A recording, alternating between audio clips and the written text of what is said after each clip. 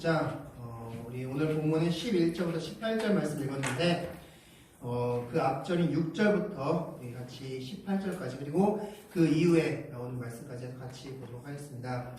먼저 말씀을 좀 보면 6절부터 10절 말씀은 바울이 환상을 보는 장면입니다. 마게도냐 환상을 보는 장면이고 11절부터 15절은 누디아 가정이 빌립보 교회가 되는 그런 말씀이 나와 있습니다. 그리고 16절부터 18절 말씀은 귀신 들린 여종을 쫓아내는 귀신 들린 중에 귀신을 쫓아내는 그런 말씀이 나와 있습니다. 그리고 그 19절 이하는 그 이후에 바울이 감옥에 갇히고 다시 풀려나는 그런 상황들이 말씀되어 있습니다. 자, 그래서 오늘 말씀 이제 빌립보 교회가 탄생되는 장면이자 유럽 선교의 시작의 말씀입니다. 이제 유럽이 복음화됐는데 어떻게 복음화됐는지 그 유럽 선교의 시작이 어떻게 되는지 말씀하고 그리고 오늘 우리가 좀 주안점으로 둬야 될 게 이제 잠시 후에 말씀드리겠지만 12절 13절 말씀입니다. 이 말씀을 바탕으로 해서 낙심되었을 때 우리가 어떻게 그것을 이겨낼 것인가에 대해서 같이 말씀을 통해서 보도록 하겠습니다. 자, 그럼 먼저 6절부터 같이 보겠습니다. 우리 지난주에 봤지만 6절부터 말씀을 쭉 보면서 오늘 말씀과 이어지는 말씀이기 때문에 6절부터 한번 보겠습니다. 다 같이 읽겠습니다. 시작!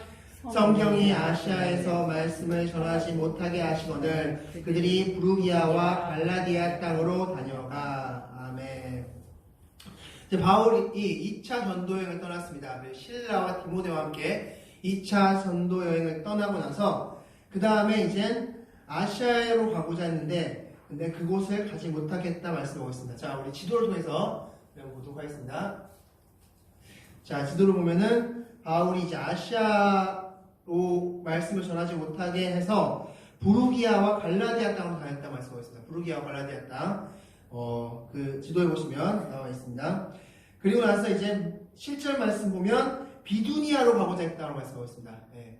지금 아시아 지역으로 가지 못하게 하자 그 위쪽 비두니아 지역으로 가겠다고 말씀하고 있습니다. 비두니아. 찾으셨나요? 네. 비두니아. 네. 그 비두니아 지역으로 가고자 했지만 그 또한 하나님께서 막으셨다. 성령께서 막으셨다.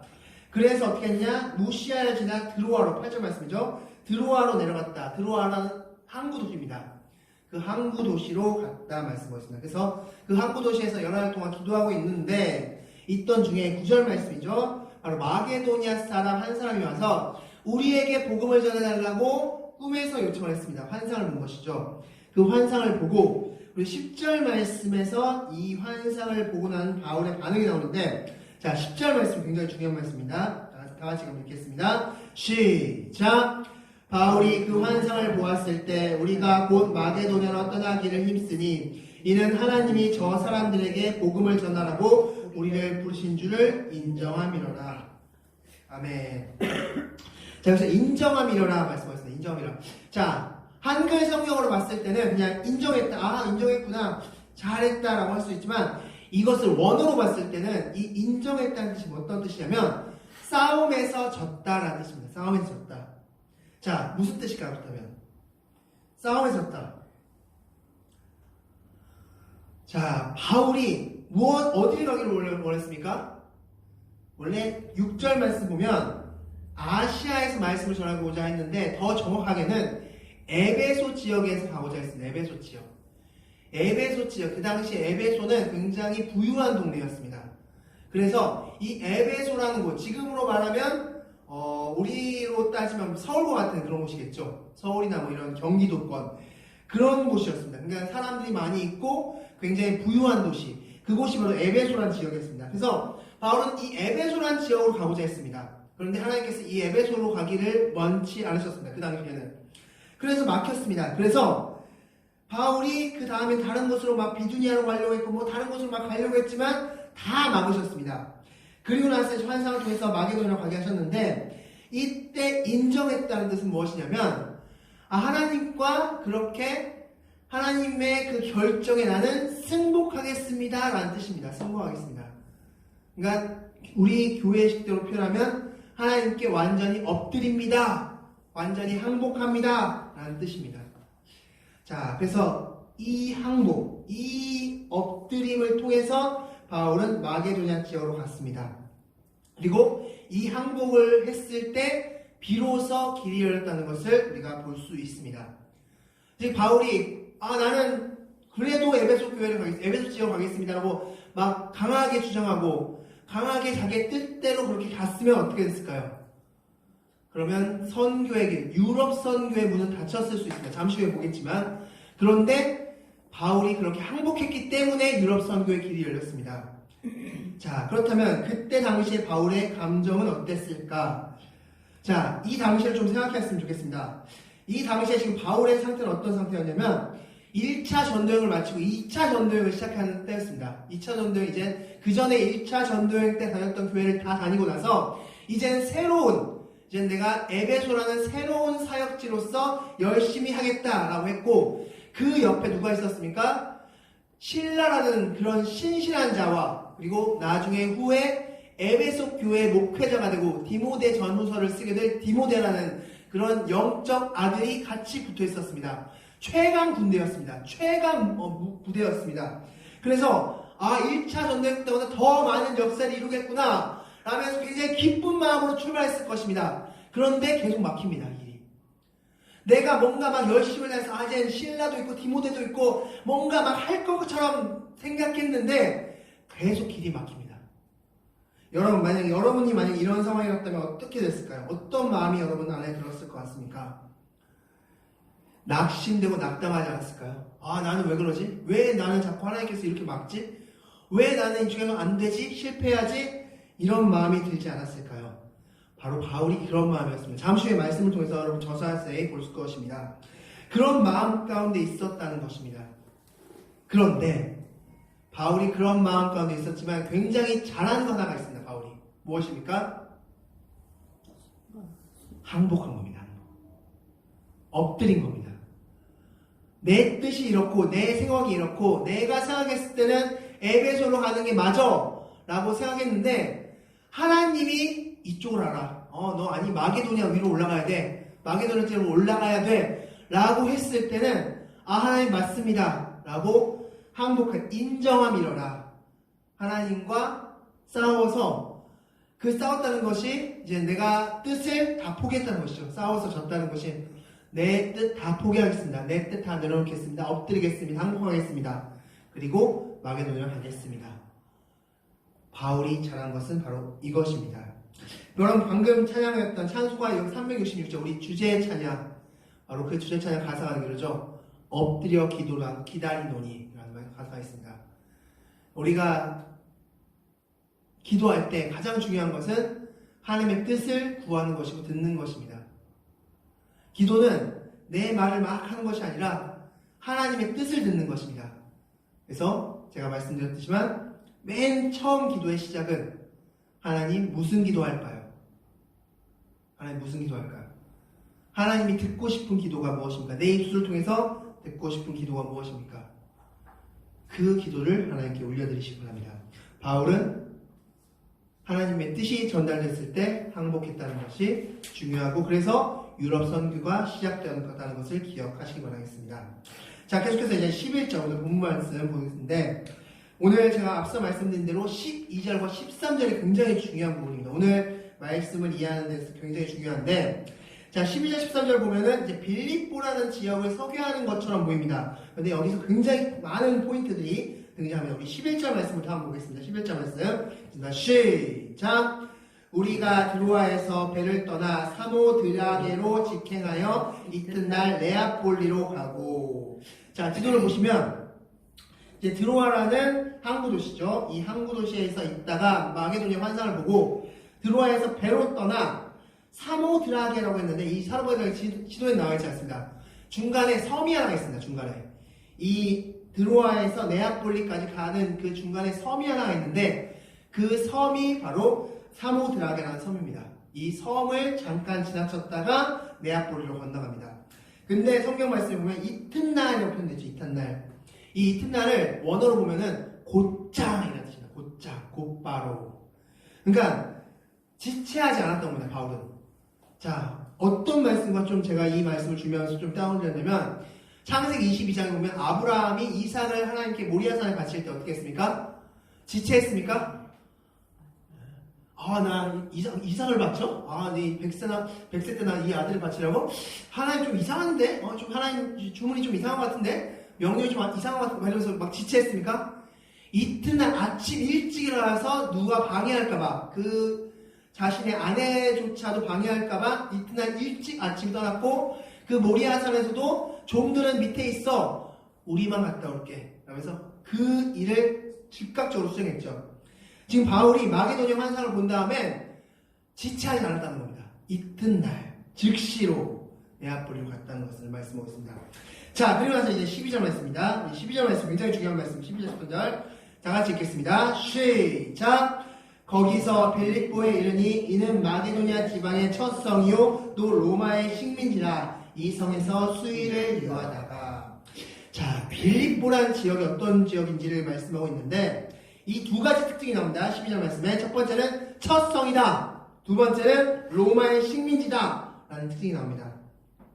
자, 이 빌립보에 대해서 좀 먼저 설명을 좀 드리겠습니다. 이 빌립보라는 지역 어떤 지역이냐면 바로 이 마게도냐 그리고 이 빌립보라는 곳에서 굉장히 우리가 잘 알고 있는 한 사람이 태어났습니다. 우리 역사적으로 굉장히 유명한 사람입니다. 바로 알렉산더 대왕이 바로 이곳 출신입니다.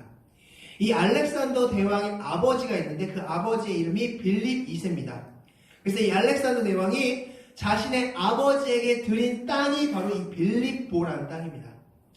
자, 그러면 빌립보 아버지에게 자신의 아버지의 이름으로 헌정한 그런 땅이라면 얼마나 기름지고 얼마나 좋은 땅을 아버지께 드렸겠습니까? 바로 그 땅이 바로 빌립보라는 땅인데 이 빌립보라는 지역에서 또 유명한 전투가 한번 벌어집니다. 일명 빌립보 전투라는 전투입니다. 이 전투는 어떤 전투입니까? 바로 브루투스와 그리고 옥타비아누스 간의 전투입니다. 브루투스는 이제 시저를 죽인 인물이죠. 그 브루투스와 옥타비아누스가 전투를 벌였는데 그 전투가 일어난 곳이 이 빌립보라는 지역인데 이 옥타비아누스가 최종적으로 승리합니다. 빌립보 전투에서. 그래서 이 옥타비아누스가 이 빌립보라는 지역에서 두 가지 큰 일을 행합니다. 첫 번째 어떤 일을 행하냐면 로마에서 퇴역한 군인들, 로마 군인으로 있었다가 퇴역한 군인들을 이 빌립보라는 지역으로 이주시켜서 그들에게 이곳에서 살게끔 하고 두 번째, 이 말씀, 12절 말씀 보면 로마의 식민지라 나오고 있습니다. 식민지라. 우리가 이제 일제 치하를 겪었기 때문에 식민지라는 단어가 굉장히 좀 안 좋은 의미로 우리에겐 다가오는데 사실 이 로마의 식민지라는 뜻은 굉장히 좀 그렇게 나쁜 뜻은 아닙니다. 이 로마의 식민지라고 표현된 것은 로마의 돌봄, 로마의 보살핌이 있다라는 뜻으로서 이 옥타비아누스가 이 빌립보에 거주하는 모든 사람들에게 로마의 시민권을 줬습니다. 그래서 이곳에 있는 모든 사람들이 로마의 시민권을 가졌다라는 뜻에서 로마의 식민지다라고 뜻하는 겁니다. 즉 이 빌립보라는 지역은 어떤 지역인지 좀 여러분께서 그림이 그려지십니까? 또한 이 11절에서 12절 말씀 보면 네아폴리에서 빌립보로 건너갔다라고 말씀하고 있는데 이 네아폴리에서 빌립보로 건너가는 네아폴리에서 빌립보 지금 지도 보시면 지금 바로 근처 지도가 거의 바로 붙어 있는데 실제로 가는 때 거리는 약 15km 정도 된다고 합니다. 15km면 뭐 하루 정도 열심히 걸어가면 도착할 수 있는 정도의 거리죠. 이 거리인데 이 길이 지금도 존재합니다. 지금도 실제로 존재하는 길인데 바로 이 길이 지금 현재 그 당시에 로마가 닦아놓은 길이 있었습니다. 그 길을 에그나티아 길이라고 합니다. 에그나티아 길. 그래서 실제로 지금도 존재하는 길이라고 합니다.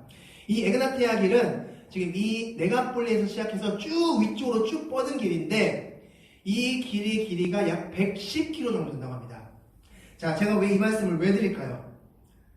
지금 바울이 빌립보라는 지역에 딱 왔는데 이 빌립보라는 지역에 오기 전에 하나님께서 무엇을 준비한 겁니까? 복음의 길을 준비한 겁니다. 바울이 이곳에 도착하기 몇십 년 전부터 로마라는 나라를 들어서서 이 에그나티아 길을 만들게 하셔서 바울이 복음을 전하는 데 있어서 거리낌 없도록 해주신 것입니다. 그래서 바울이 네아폴리에서 빌립보로 가는 데 있어서 전혀 어렵지 않게 그렇게 그 길로 빌립보까지 진격할 수 있게 된 것입니다. 즉 빌립보는 굉장히 강대국이었고 강대한 도시였고 그리고 부유한 도시였음을 우리가 12절 말씀 한 절을 통해서 우리가 볼 수 있습니다. 지금 이 말씀을 드리는 겁니다. 자, 우리가 13절 말씀, 그래서 12절 말씀에서 첫 성이라고 표현된 게 굉장히 중요하다라는 의미입니다. 자, 우리 13절 말씀 또 한 말씀 읽겠습니다. 13절입니다. 시작!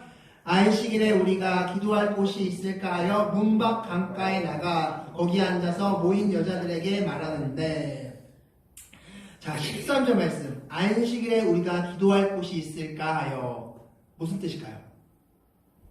안식일에 우리가 기도할 곳이 있을까요? 자, 바울의 1차 전도여행을 좀 떠올려 봤으면 좋겠습니다. 바울이 1차 전도여행 때 도시마다 바보 이런 도시마다 비시디 안디오 이런 도시들마다 갔을 때, 이고니온, 루스라, 더베 이런 도시들을 갔을 때마다 바울이 어디를 갔습니까? 회당 갔죠. 근데 13절 말씀에 회당 갔다는 이야기가 있습니까? 그렇죠. 안식일에 우리가 기도할 곳이 있을까? 기도할 곳이 없었다는 겁니다. 이 말은 무슨 말이냐? 회당이 없었다. 쉽게 말해서 교회가 없었다는 겁니다.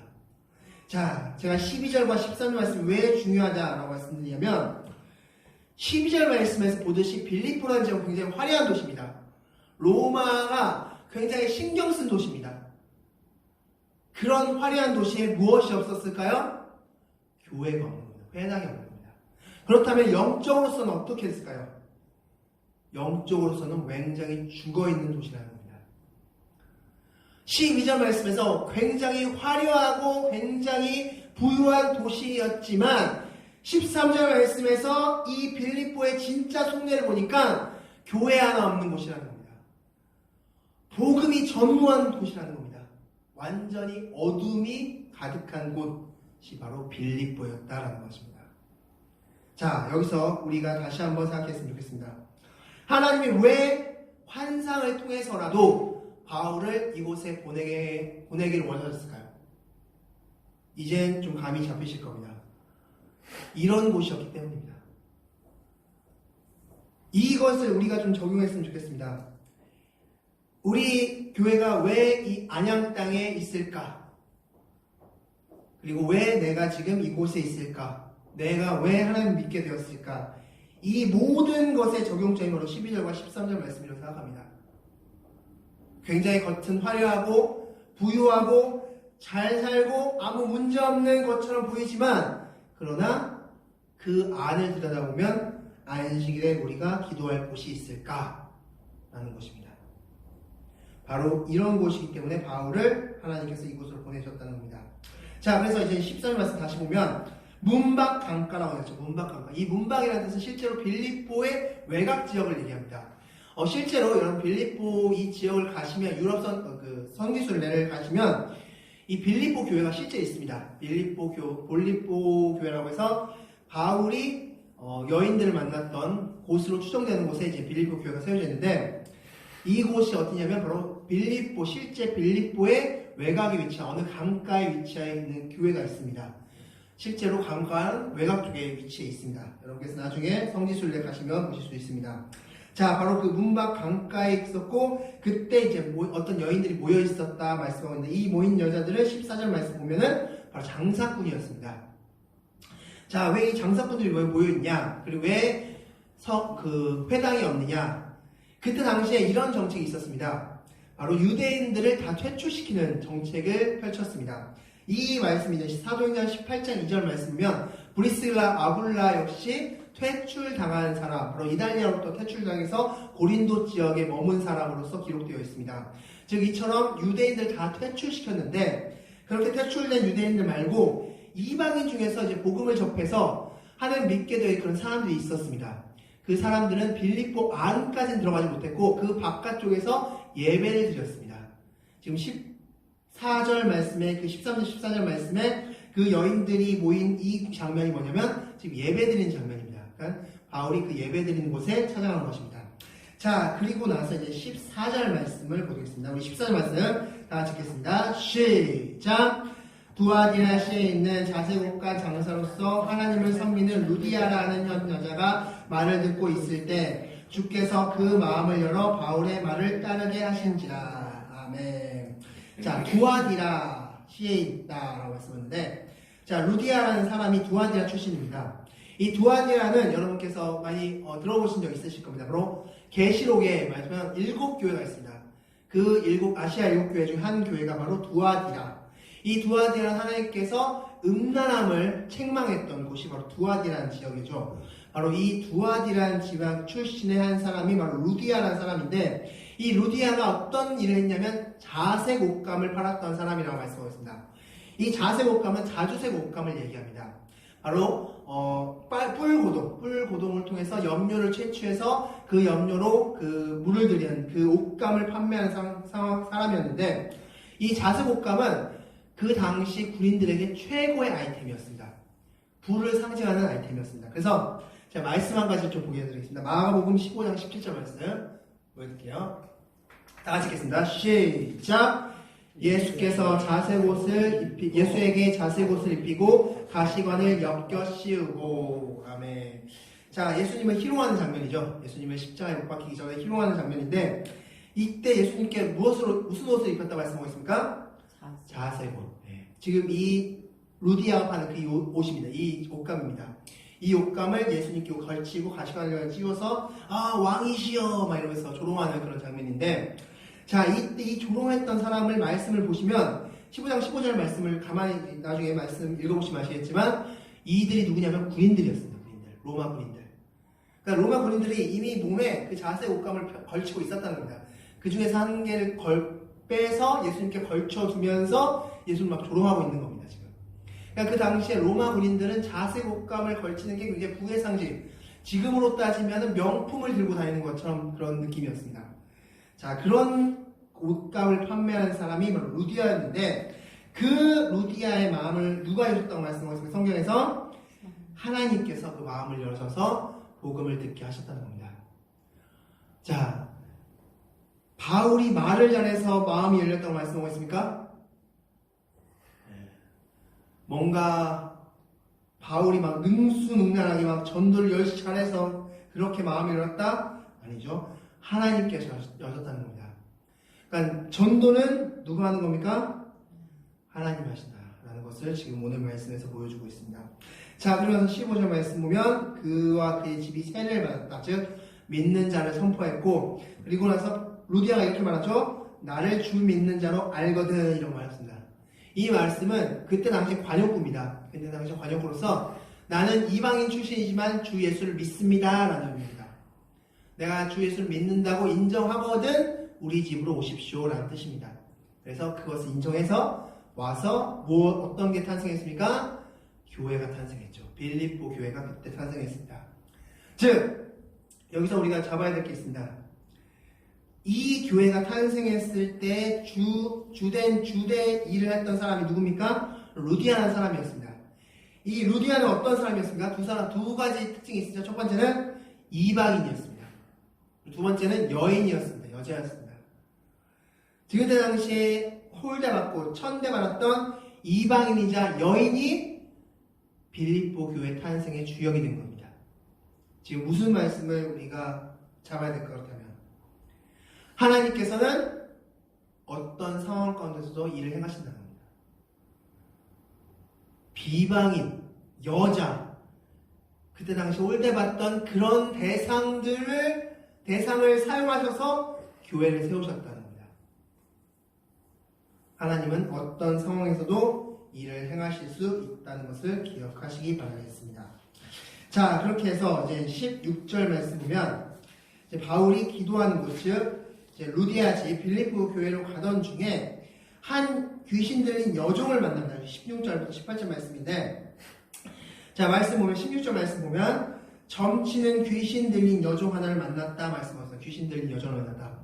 자, 여기서 귀신 들렸다라고 표현하고 있는데, 이 여기서 들렸다라는 뜻이 원어로 에코라는 뜻입니다. 에코. 이 에코라는 뜻이 뭐냐면 묶인다, 결박된다라는 뜻입니다. 묶인다.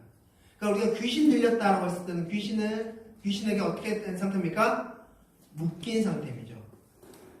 즉 자유함이 없는 상태가 바로 귀신 들린 상태입니다. 즉 하나님은 우리에게 무엇을 주시길 원하셨습니까? 자유함을 주시길 원하셨습니다. 그 자유함은 어떤 자유함입니까? 막 살라는 겁니까? 막 살라는 겁니까? 아니죠. 바로 죄의 용서. 죄의 용서에 의한 자유함이죠. 그리고 하나님의 자녀됨에 대한 자유함이죠. 그 자유함을 하나님께서 주시길 원하셨는데 그 자유함이 없이 그렇게 사는 상태를 귀신 들린 상태라고 말할 수 있습니다. 하나님의 죄 용서, 하나님의 자녀되는 그 만족함과 기쁨이 없는 상태, 그 상태를 성경에서는 에코, 묶인 상태라고 말하고 있습니다. 그 상태는 만족함이 없는데 그냥 살아가는 상태가 바로 묶인 상태인 것입니다. 바로 이 귀신 들린 여종이 바로 그런 상태를 살았고 이 여인은 또 주인들에게까지 묶여있는 상태였습니다. 이중으로 묶여있는 그런 상태였죠. 자, 그런 상태에서 이제 바울을 만나게 됐습니다. 17절 말씀 보면 바울을 막 따라다니면서 이 여종이 이렇게 이 여종 그리고 이 여종 안에 있는 귀신이 막 이렇게 얘기하는 것이죠. 이 사람은 지극히 높은 하나님의 종으로서 구원의 길을 너희에게 전하는 자입니다. 그래서 막 소리치고 다니는 겁니다. 이 여종이. 그 귀신이 소리치는 거죠. 자, 즉 귀신은 누구를 알아본 겁니까? 바울 안에 있는 성령님을 알아본 겁니다. 바울 안에 있는 성령님을 알아본 겁니다. 성경에서 귀신이 알아본 그 장면들은 많이 있습니다. 성경에. 공관복음 말씀 보면 마태복음 8장 29절 말씀 보면 돼지떼에 들어가게 된 귀신 군대. 그 귀신 군대도 예수님 보자마자 뭐라고 했습니까? 하나님의 아들이요. 라고 표현합니다. 하나님의 아들이요. 그리고 마가복음 5장 7절 무덤 사이에 있던 귀신. 그 귀신 때도 그 귀신. 그래서 몸을 막 찢고 막 몸을 벌거벗은 채로 막 돌아다녔던 그 귀신. 그 귀신도 예수님 보자마자 뭐라고 말했습니까? 지극히 높으신 하나님의 아들 예수여 라고 표현했습니다. 그리고 누가복음 5장 34절 회당에 있던 귀신 그 귀신도 예수님을 보자마자 뭐라고 말씀하고 있습니까? 하나님의 거룩한 자여 라고 말씀하고 있습니다. 귀신들은 하나님을 다 알아봤다는 겁니다. 사람들은 못 알아볼지라도 귀신들은 영적인 그 예수님을 알아봤다는 것입니다. 이 10절 말씀이 바로 그런 상황인 것이죠. 자, 그리고 18절 말씀 보면 이같이 여러 날을 했다 말씀하셨어요. 여러 날. 원어에서는 많은 날이라고 표현하겠습니다. 자, 많은 날 동안 이렇게 했는데 그래서 바울이 그 귀신을 내쫓아 주었습니다. 자, 그런데 여기서 두 가지 질문을 이제 마지막으로 드리고 말씀 마치겠습니다. 첫 번째 질문은 이것입니다. 왜 바울이 지금 말씀 보면 여러 날을 했다 말씀하셨어요. 바울에게 이 여종이 귀신 들린 여종이 여러 날 했다 말씀하고 있는데 왜 바울이 단번에 고쳐주지 않았을까요? 이 귀신 들린 여종이 왔을 때 단번에 고쳐주지 않고 여러 날 동안 그냥 가만히 놔둔 겁니다. 쉽게 말하면. 왜 그랬을까요? 두 번째 질문인 것입니다. 자, 지금 10절 말씀 보면 이 귀신 들린 여종이 이렇게 이야기하고 있습니다. 10절 이 사람들은 지극히 높은 하나님의 종으로서 구원의 길을 너에게 전하는 자입니다. 라고 말씀하고 있습니다. 좋은 거 아닙니까? 진짜 정답을 얘기하고 있지 않습니까? 귀신이? 와, 하나님의 종으로서 구원의 길을 너에게 전하면 지금 전도하고 있습니다. 어떻게 보면 귀신이 지금 전도하고 있는 겁니다. 그럼 가만히 두면 되지 않나요? 그냥? 굳이 바울이 입 아프게 얘기하지 않아도 될 얘기를 지금 귀신 들린 여종이 해주고 있는 겁니다. 야, 고맙다, 야. 나 대신 전도해주고. 왜 하나님 막 증거하는 것처럼 보이는데 왜 굳이 내쫓을까? 이 두 가지 질문에 대해서 여러분과 같이 나눠보도록 하겠습니다. 자, 첫 번째 질문은 이것입니다. 바울은 왜 바로 고쳐주지 않았을까? 자, 이것에 대한 해답은 우리 18절 말씀 보면 괴로워했다라고 표현합니다. 바울이 심히 괴로워하여 말씀하셨습니다. 괴로워하여.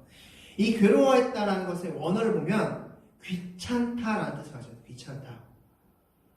그래서 이 말씀을 근거로 봤을 때 바울이 지금 심적 상태는 어떤 상태다? 바로 낙담된 상태, 낙심된 상태라는 겁니다. 왜 낙심되고 낙담되었을까요? 앞서 말씀드린 대로 에베소에 가지 못했기 때문에 뭔가 에베소 자기의 뜻인 에베소로 가고 막 뭔가 지금 자기 2차 전도 사역이 뭔가 불을 붙이고 막 뭔가를 해야 될 것 같은데 자기의 뜻대로 뭔가 물론 지금 항복해서 하나님의 뜻대로 와긴 했지만 그 마음 상태 가운데 지금 낙담된 그런 상태여서 그 여종이 그렇게 하는 것이 귀찮은 상태였습니다. 그래서 바로 고쳐오지 않았던 것입니다. 자, 이것에 대한 근거가 있습니다. 우리 말씀 보겠습니다. 우리 25절 말씀 다 같이 읽겠습니다. 25절 말씀. 자, 이 말씀이 이제 이 여종의 귀신이 나온 이후에 이 주인들이 바울을 고발해서 감옥에 갇힌 상태입니다. 바울이 감옥에 갇힌 상태에서 한밤중에 일어난 일을 말씀하고 있습니다. 25절 다 같이 읽겠습니다. 시작! 한밤중에 바울과 실라가 기도하고 하나님을 찬송하며 죄수들이 듣더라. 아멘. 자, 여기서 바울이 두 가지를 했다 말씀하셨습니다. 바울과 실라가 기도했고 찬송했다 말씀하셨습니다. 기도하고 찬송했다. 근데 여기서 찬송이라는 단어, 이 한글로 번역된 이 찬송이라는 단어가 기존의 찬송으로 번역된 단어와는 좀 다른 의미로 찬송입니다. 어떤 의미냐면 하나님께 깊은 영광을 돌리다. 어떤 특정한 일 때문에 하나님께 깊은 영광을 돌렸다라는 뜻을 가지고 있습니다. 그러니까 이 어떤 특정한 일 때문에, 그러니까 우리가 하나님께 늘 항상 영광 돌리는 게 맞습니다.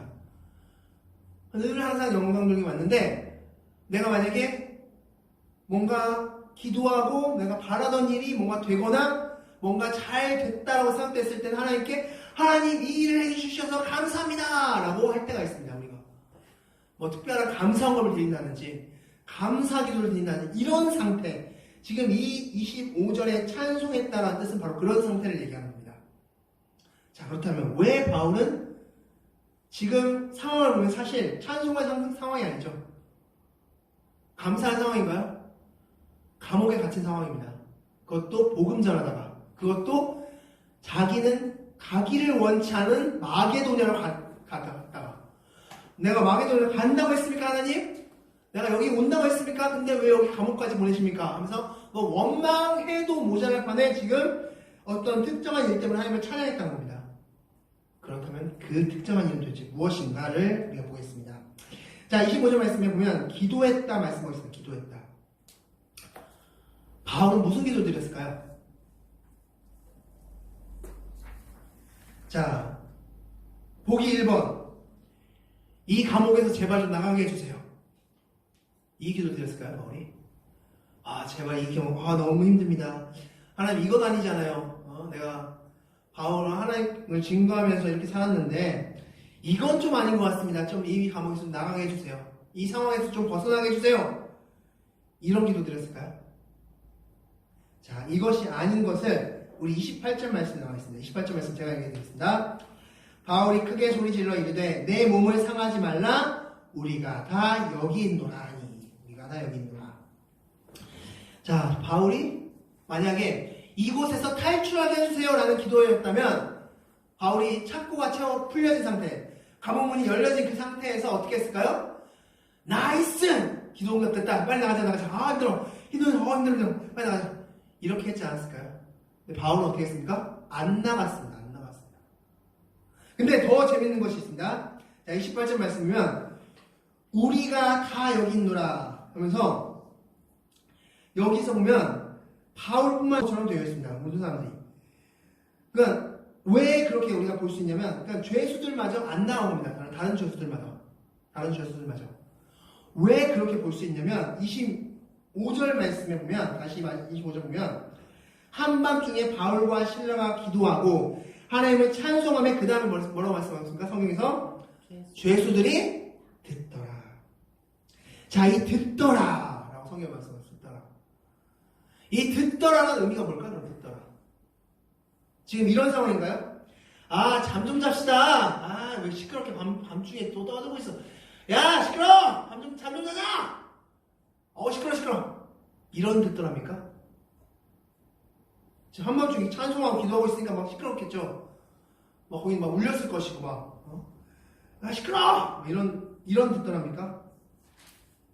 여기서의 듣더라는, 자, 원어로 보면, 죄수들이 그 기도를 봤다라는 거예요. 봤다. 기도를 봤다. 무슨 뜻일까요? 기도를 봤다. 여러분은 기도를 보신 적이 있습니까? 지금 바울의 기도가 뭔지 지금 좀 감이 오십니까? 바울이 기도했던 이 기도 제목은 뭐였을까요? 하나님의 뜻을 구하는 기도였을 겁니다.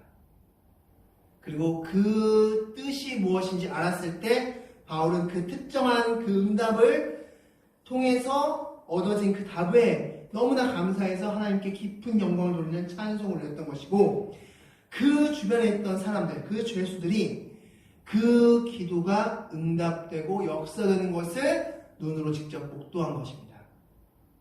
그것이 죄수들이 듣더라라는 것입니다. 죄수들이 듣더라. 기도를 받더라라는 겁니다. 기도를 받더라. 바울이 이곳에서 드디어 깨달은 것입니다. 자, 24절 말씀 우리 좀 볼까요? 24절 말씀. 우리 24절 다 같이 한번 읽겠습니다. 일단 시작. 그가 이러한 명령을 받아 그들을 깊은 옥에 가두고 그 발을 착고에 든든히 채웠더니. 아멘. 자, 그래서 깊은 옥이라고 말씀하셨습니다. 깊은 옥에 가뒀다. 이 깊은 옥은 원어로 보면 바로 정말 말 그대로 깊은 옥입니다. 이 당시에 옥은 여러 종류가 있었습니다. 그 중에서 이 깊은 옥이라고 표현된 이곳을 보면 바로 정치 수용범이나 혹은 사형을 언도받은 자들이 가는 옥입니다. 그래서 정말 깊은 옥, 말 그대로 깊은 옥입니다. 진짜 지하 몇십 미터 안에 있는 그런 깊은 옥이라고 생각하시면 됩니다. 그래서 이 정치 수용범이나 사형을 언도받은, 즉 우리나라로 따지면 빨간 명찰을 단 사람들이 갇히는 곳이 바로 이런 곳이었습니다. 마치 이것입니다. 창세기 39장 보면 요셉이 어디에 갇힙니까? 이제 보디발의 장군의 아내의 그 험남행에서 모함행에서 그가 감옥에 갇힙니다.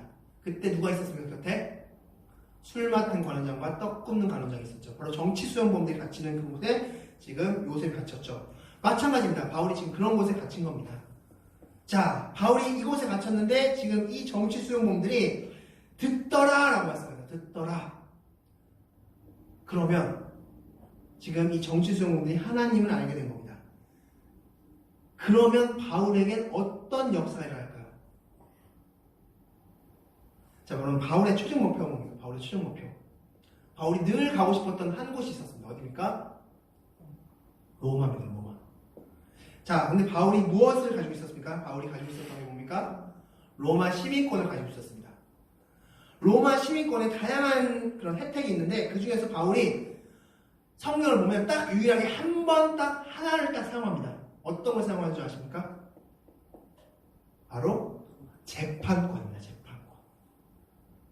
그래서 그 재판을 받아서 로마로 가게 됩니다. 그 재판권을 받는 데 있어서의 과정 가운데 누구의 도움이 필요했을까? 그렇다면 정치인들의 도움이 필요했겠죠. 그리고 그 정치인들의 도움을 통해서 바울은 1차, 2차 전도행도 마무리 짓고 3차 전도행 그리고 마지막에 로마에까지 진행할 수 있었던 겁니다. 바로 이 듣더라 기도를 보여준 이 사건을 통해서 바울의 이 로마 시민권을 이용하는 그 길이 열리게 된 것입니다. 자, 다시 질문 드리겠습니다. 바울을 하나님께서 왜 이곳에 보내셨습니까?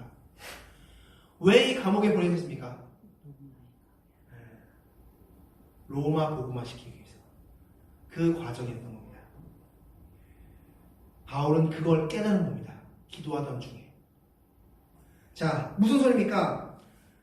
여러분 중에 낙심된 상황이 있습니까? 아, 나는 이런 뜻이 아닌데? 내 뜻은 이런 게 아닌데? 나는 이런 걸 바라지 않았는데? 이건 좀 아닌 것 같은데? 하나님? 그때 바울이 했던 건 뭡니까? 원망하고 불평했습니까? 한 건 딱 하나 있었습니다. 하나님, 무슨 뜻입니까? 이곳에 나를 왜 보내셨습니까? 기도하고 그 기도가 응답되었을 때 하나님을 찬양하는 겁니다. 그거였습니다. 그거. 그때 길이 열렸다는 것을 기억하시기 바라겠습니다. 우리가 낙담되었을 때 해야 될 것 무엇입니까? 기도입니다. 하나님의 뜻을 구하는 기도를 하시기 바랍니다.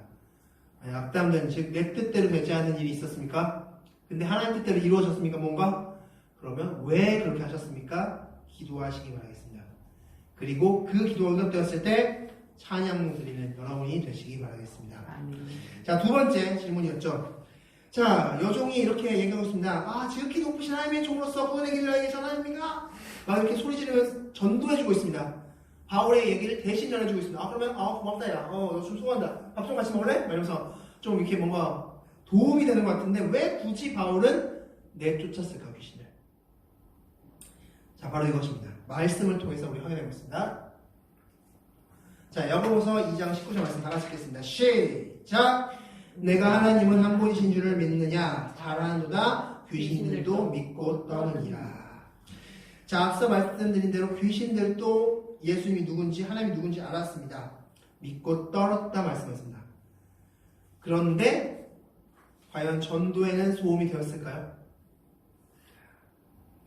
하나님은 하나님을 아는 자, 그 아는 자가 필요한 것이 아니라 하나님을 구주로 믿는 자가 필요하다는 것을 메시지를 주고 있는 겁니다. 귀신들도 알았어요. 하나님이 누군지 알았고 예수님이 누군지 알았고 성령이 누군지 알았어요. 아는 자가 아니라 믿는 자가 필요합니다. 귀신들을 믿었을까요? 예수님을? 내 구주로 믿었을까요? 아는 자가 필요한 것이 아니라 믿는 자가 필요하다는 겁니다. 그래서 바울은 그런 도움이 전혀 도움이 되지 않았습니다.